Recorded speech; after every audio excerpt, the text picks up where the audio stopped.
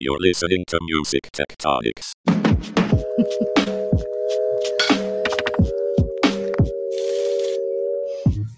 Welcome back to Music Tectonics, where we go beneath the surface of music and tech. I'm your host, Dmitri Vietze. I'm also the founder and CEO of Rock, Paper, Scissors, a music tech and music innovation PR firm.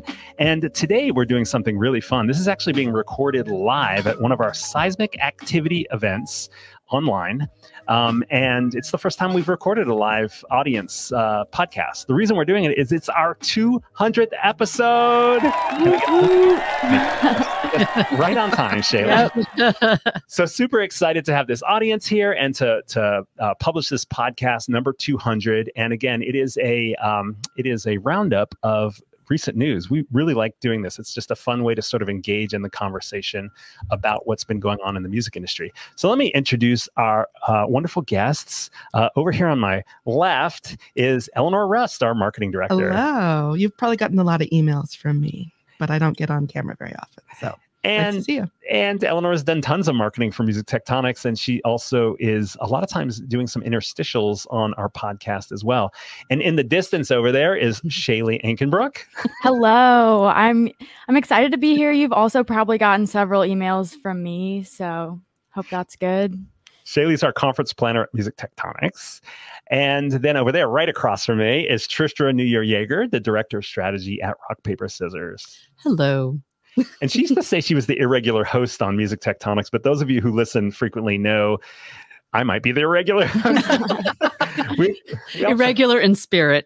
We all try to be irregular. That's a Music Tectonics thing. So yeah, and those of you who are in the live audience, as we're having this conversation, we can see your chat and we can bring it up to bring as part of the conversation. So this is an engaged audience as well. And we'll jump into the articles and go from there. We really only have a handful of them, but we'll have a chance to talk about them a bit. So Shayli, why don't you kick it off? You picked out an article that I wanted to pick out, but you did first.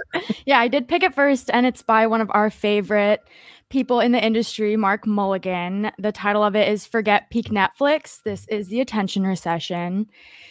And in the beginning, he chats about how media kind of identified that as the pandemic wound down, we would kind of return to pre-pandemic behaviors, in the sense that like entertainment time would recede. And he has labeled this the attention recession. So he points out that during lockdown, media time went up by 12%. But now that that's kind of, now that the pandemic's closing to an end, it's really having an effect on like Netflix specifically and those kind of platforms. He chats about like how there's so much choice out there with all of these emerging platforms. There's HBO and Hulu and Netflix and Peacock. And how now that we are declining our time that we're spending in front of a screen, those companies are really seeing that. And he also kind of talks about how traditional like television companies and stuff, they like lock you in to like a billing cycle. They lock you in with a contract. And for these like streaming platforms, it's way easier to just cancel like one of your platforms or two of your platforms. And for me specifically, like this is kind of embarrassing, but I use like my grandma's and my parents like streaming platforms when it comes to like television, and the only one I don't is Spotify, and that's because it's bundled, or Hulu, and that's because it's bundled with Spotify, which is another thing he points out is that like we're gonna see more bundling in the future, and he also talks about how this hasn't really impacted the music streaming platforms as much because we kind of tend to get all of our music from one platform. However, I did just subscribe to SoundCloud as well, which is really interesting because I subscribed to SoundCloud because I was sick of the ads on the free model. And Mark chats about how like we're going to see a lot more ad-based platforms arise in this space. So, yeah. Yeah, it's interesting because I mean Mark did speak at our first conference, the Music Tectonics conference back in 2019. And as you follow him, he really did say this stuff before the pandemic hit. And I don't know how he knows these things, but it does kind of make sense when you think about we were still transitioning to all this digital consumption, whether it's music or TV or even gaming, switching from at some point from physical cartridges. Remember cartridges in games? What a stupid idea. But it was the only idea, right? And as bandwidth has increased, we kept moving to this transition to digital. But he could already see that it was coming, that eventually you're going to reach saturation. He remember at that first year, he was talking about Netflix, talking about how their main competitor was sleep and Netflix was winning. Mm-hmm. So first we lost all our sleep. And then once we got to the point where we couldn't lose any more sleep, what's happening is now there's this competition for attention. He talked about window gazing was the thing that was losing out more than anything, which meant in some ways our mental health and creativity. Yeah, exactly. Yeah, the attention recession seems to impact things that can't be done while doing other things a little bit more. So I think Spotify's stock did take a bit of a hit, but it was nothing compared to the wailing and gnashing of teeth that occurred with Netflix. So, in some ways we are shifting back to, and audio suffered at first during lockdown too. So maybe we're looking at a weird transition, bump when it comes to audio content. Though it'll be interesting to see what happens with things like audiobooks, certain kinds of podcasts, etc. Speaking of podcasts, Facebook says no more podcasts. They've totally given up on the podcast. So that was an interesting piece of news. It's always so strange how platforms will try to build up their creator community and then just sort of rug pull on them, or decide they're going to change tactics. Anyway, yes. That's actually. Oh, go ahead, Eleanor. I just wanted to draw attention to a turn of phrase that I love, which is that was in Mark's article, consumer attention is a scarce resource that must be won, not claimed. That you can't rely on being the background DSP. You really have to win your customers now. Yeah. And I know that leads to actually kind of a boost in creativity and kind of wild chances. Because I think Disney Plus and HBO Max have really won out on highly creative, kind of off the wall content, some of which has had fantastic music placements, by the way. Yeah. And he also talks about how now these kind of platforms are competing with like short video, the attention is also now going to TikTok or Instagram Reels and these short form video platforms or social platforms. So like those are also taking away from the attention that Netflix used to have. Yeah, and it's super interesting to see what you thought were separate categories. I mean, in a way, when you shift the conversation away from like, how are we differentiating different music platforms from each other or different TV, video, film platforms from each other, when you focus on attention, you start to realize they're all competing with each other, like we're competing with everything, which actually was a seismic shift trading card, how music's competing with everything, that we called it in 2019 on that topic. I don't know. It's so general and vague. You're like, yeah, he really called that one. Yeah, they really called that. There will be an earthquake sometime. Yes. Oh, shoot. I hope I'm not making She called it. Okay. Tristra, I'm glad you brought up the thing about Facebook and podcasts, because at the same time, they also just kind of abandoned a partnership with Spotify where you could listen to full tracks of music as well at the same time, which is related to the next article that I'm going to present, which I'll chat to our live listeners here. So Hypebot, as you might know, publishes a ton of content. It's actually hard to keep up with all the content. And this time, I didn't see this particular reference anywhere else, which is why I decided to choose it. It's called YouTube, Spotify, Others Expand Fan Tipping. It's not a very, glamorous, contagious type of headline, but it's very direct. And they talk about YouTube Super Thanks being expanded to more tipping, which is expanding what they were already doing with how people could tip creators there. But it mentions that Spotify fan support is the new name. It's of what Spotify called it, artist fundraising pick, which I think it started out as a fundraising pick, but then artists started using it for the tipping function. You want to fundraise? Why don't you fundraise for us? Which is kind of funny to do on Spotify. But now it's called fan support, and it has more than 200,000 artists using it. And they go on to mention, things about the Twitch being a pioneer in that kind of fan support. Bands in Town now has that support button, Bandzoogle, and mentioned some other places as well. But I was particularly interested in Spotify, and because we've seen so many different attempts of Spotify to try different ways to either engage listeners, from artist perspective, or monetize in other ways to help artists sell tickets, help artists sell merch. It's oftentimes been pretty far down the stream. I think they're worried about not kind of burning people out from too many offers. But it reminds me, even going back to, I think it was like 2010 when Apple had something called Ping, P-I-N-G, which is their social music platform, and they pulled the plug very quickly. And I think in some ways it was very Apple not to go down the rabbit hole of algorithms and collecting lots of data on their users other than their credit cards. But it's just as when that article came out, it was really small. It was not like a big news hit across the entire industry, but it made me think, is tipping the thing that's gonna, it was proven outside of places like music streaming services in video. Is that the thing that's going to bring in a different type of engagement and monetization in with the streaming services? And so even though it's kind of a small thing, wasn't a big news hit, I thought it was kind of interesting. Like, is it a breakthrough moment? Is it?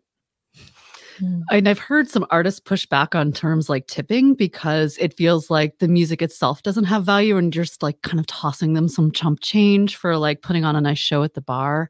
And, there's, I understand that perspective. Like that is, that terminology may not be what we ultimately want to land in. It's just kind of like this extra thing instead of actually putting value on the artist's work.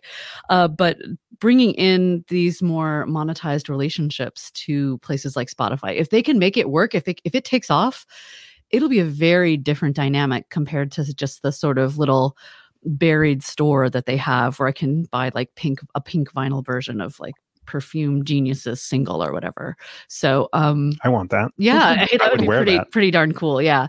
But yeah, I have yet, I'm sure there are people out there, and please like shout out in the chat if you've ever bought something via Spotify, but I don't know. I've never heard someone be like, oh yeah, I got this cool t-shirt on Spotify from my favorite band or something. But yeah. The other thing that we've talked about in the past is about the fragmentation of the music space. And because all the platforms have kind of channelized or siloed the listening experience separate from the rest of the music experience, separate from the collecting, the record store experience, separate from the fan engagement and so forth, that it's created a disconnection between fans and artists. And that's really why I picked the article, because to me it's like, oh, it's an opening. It's like opening a little door, a window of like, oh, well, we put that back together. So nothing like this existed or worked well in a Spotify or Apple Music type setting. And Apple Music's probably even less so than Spotify. But Patreon came to exist, and it was actually founded by an artist who wanted to create this micro patronage subscription type model for artists because it couldn't exist inside a streaming service. That wasn't working. That wasn't their business model. And it didn't really take off for music for Patreon at first. It took off for like graphic novelists and journalists and writers. And I don't know if there's another category there, but then they doubled down, and as things evolved in the music space, now they're starting to see some of that there too. But it makes me wonder, when will there be a streaming service that has subscriptions as well? Audius, the streaming service, talked about how they're prepared to help artists sell NFTs, for example. So there's these other. Oops, I said it. Cover the children's ears. If you're playing along at home, you can take a drink now. Well, I think that it's just exciting. I think that for mid-sized artists, or for just artists who aren't like huge, it opens up this like avenue on this huge platform for like another stream of income and just like another avenue for artists to fan engagement. Yeah, definitely. By the way, I did say NFT, so we now have to talk about Tristra's article pick. But before we do, this conversation that Tristra brought up and we're seeing in our chat in our live event about the term tipping, I thought Amanda Palmer her TED Talk and her whole world was sort of like saying it's okay to to ask in a way. And yeah, but Well, one thing I found really interesting is how Spotify is not choosing the kind of gamified Twitch style tipping, whereas YouTube's new sort of tipping feature, the what are they calling it? Super thanks, does lean into that sort of almost competitive nature idea for tipping, where it's like you get your comment highlighted, you get closer to your artist, you get a special animation, whereas Spotify is calling it fan support rather than sort of leaning into the fan experience. It's leaning into the idea that we want to give support to artists. Yeah,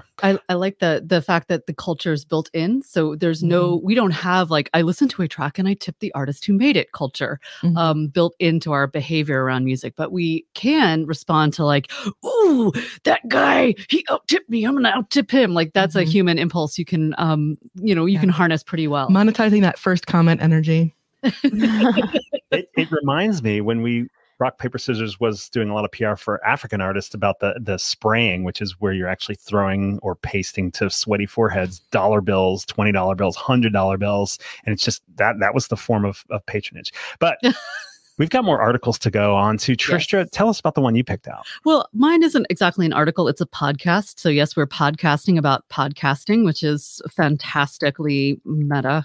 But this is an interview with Justin Blau, who is one of the main pioneers in the NFT music space. He's been into crypto and NFTs for many, many a year. And he explains all this on the podcast if you want to hear about his journey to crypto. There's a lot of stuff in there that's going to come across as pretty standard for a lot of us who've been following the conversation. But one thing that he did bring up that is something that I think is really worth exploring. Well, it's actually two things. The first thing is this idea of digital scarcity and how we kind of thought that was just like baked into NFTs, that digital scarcity was just this automatic thing that would work for anything you could put on chain. And his perspective was not really. And the reason is the second point I thought was super interesting, which is behavior. And when we talk about utility, what we're actually talking about, and even community, we're talking about human behavior.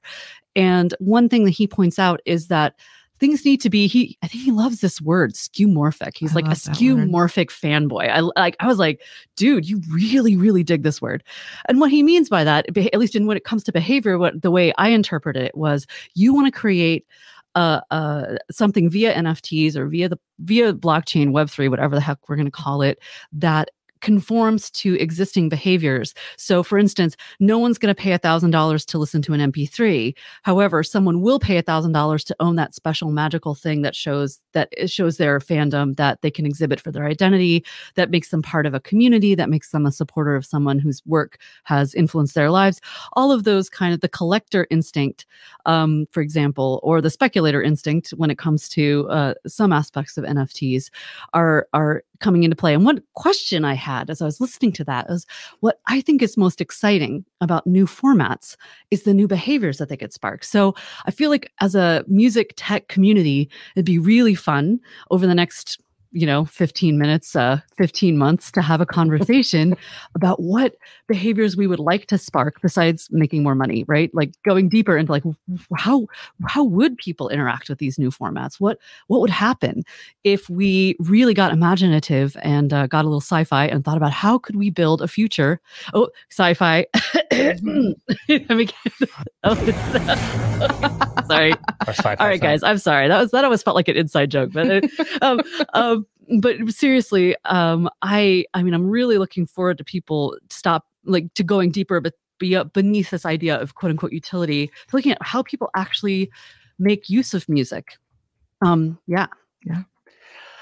I'm interested in this because I think kind of hidden beneath this conversation about NFTs, yes or no, is really the question of, well, how do we bring back what people really want from music? As it's been siloed, as we talked about some of the other articles, there's these other pieces that are missing. And I think in a way, NFTs and some of the Web3 concepts are basically saying, let's strip out what the format is and let's talk about what the relationship is.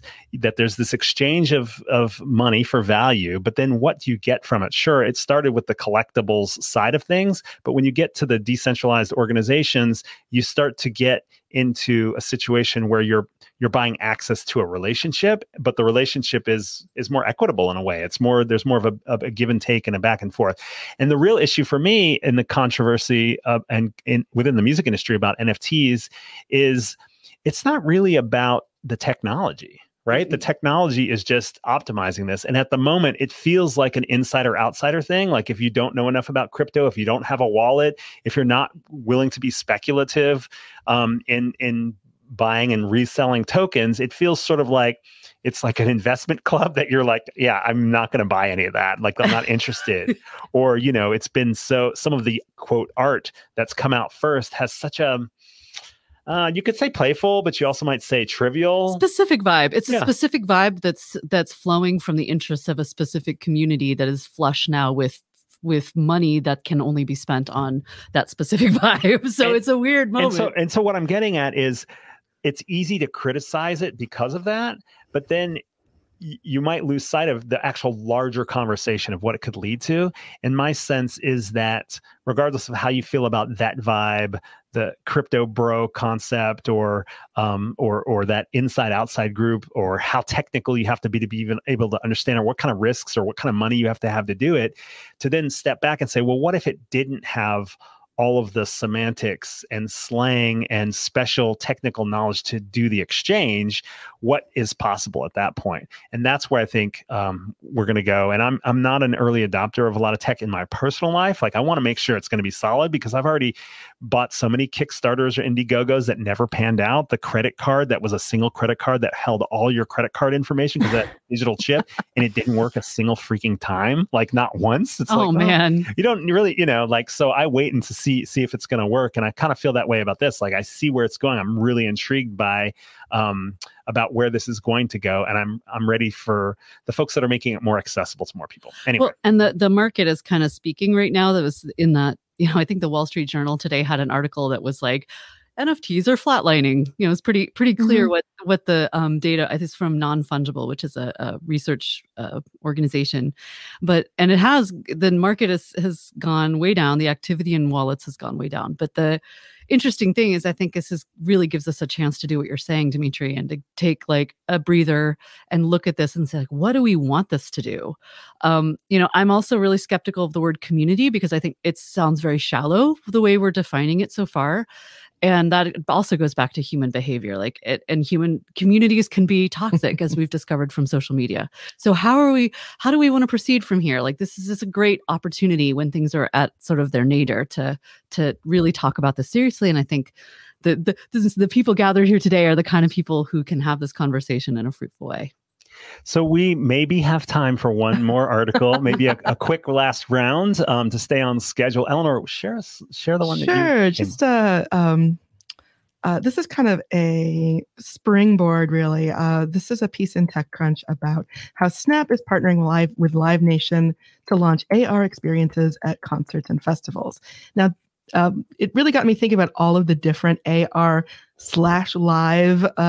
use cases we've seen. And it just seems like a really creative, experimental time. And I'm really excited to see how this pans out. Now, in this case, they're talking about using the Snap camera on your phone when you're at a live venue. So you'll be experiencing, they say you could try on merch using the virtual camera, but also, adding to the experience when you're actually on the floor. So that's really for concert goers, but we just saw at Coachella a little bit of AR experience added on top of the live stream concert experience for the viewers on YouTube. So when electronic artist Flume was doing their set, viewers at home saw enormous birds kind of springing off of the video screens around the stage and like sort of looming over the audience. But of course, audiences at Coachella didn't see that. That was just for viewers at home. So we got this interesting expansion of experience for live stream viewers. And then we've also seen, the beginning of fully immersive VR concert experiences like Megan Thee Stallion's Amaze VR tour. So we're just seeing kind of every point of the spectrum of combining AR, VR, and live experiences. And I can't wait to see where it goes next. I mean, back in 2020, we were talking a lot about, will music finally join sports in having like there's an in-person experience and then there's a broadcast experience of some kind. And the adding value to the broadcast experience makes it, to me, seem much more like a viable proposition as opposed to just like, oh, here's kind of multi-camera kind of live streams can be super cool and the sound can be better and you can actually see things. Whereas if you had a distant seat in a Reno show, you may have a very different feeling of the performance. But I think the kind of stuff like I heard about from Coachella was really, really, really interesting. And I think it was because Epic has gotten involved in things. It was Epic making a music play. Unreal Engine that powered that augmented reality. Unreal and Unity are unlocking so much like amazingly cool creative stuff. And that's like, we're just at the beginning. Stepping much further into the music space. And then that's another trend I'm really interested in watching. All right, cool. Well, I'll just wait if Shayli wanted to say anything about this. No, it is interesting to see like what else, what other new formats are emerging based in new spaces. And sometimes if you're in the traditional music industry, where you expect a certain format of the recorded music, the music video, the single, the EP, the streaming service, the gated email, all that kind of stuff, you kind of are saying, well, none of this stuff, it's not the same. Nobody cares about any of this stuff. But then you jump in, to another world like a Roblox or a Snap or something like that. And you say, well, actually, there's a whole other user community that wants to experience things totally differently. And that's where it gets kind of crazy. Yeah. I also think they just shouldn't necessarily be compared to one another, and they should just be looked at as two completely separate experiences. Especially just because of like some of the the amazing quality like experiences you can get from a virtual experience versus some larger live concerts that just feel like really impersonal or like lack good sound quality. Binoculars to see it. The music experience, the audio experience isn't really why you go there. So Coachella, no one's really going there to listen. All right, there's maybe 10% is going to listen to music. Let's be honest. The other people are going to wear jumpsuits and be in really, really like miserable conditions. Most of them. No, for anyone who loves Coachella, I'm sorry. I don't take it personally. But one cool thing that I did note, and I have some evidence that proves my point, which is Chartmetric did a really cool analysis of the artists performing at Coachella's socials before and after their performance. And it really didn't move the needle at all, at least on social media, for the overwhelming majority of artists. So it makes you think, like, what are people really going there to do? They're going there to have an experience with people who like the same music and the same jumpsuits and the same beverages. But I would not discount that community experience of music. That is a long-held thing. And I'm not discounting that. I'm just saying Coachella in particular may not be the best. I mean, there are other festivals where that may play out very differently. You could look at socials and see different data. But I thought the Chartmetric observation, they were looking really hard. They're like, yeah, this really didn't really do anything. All right.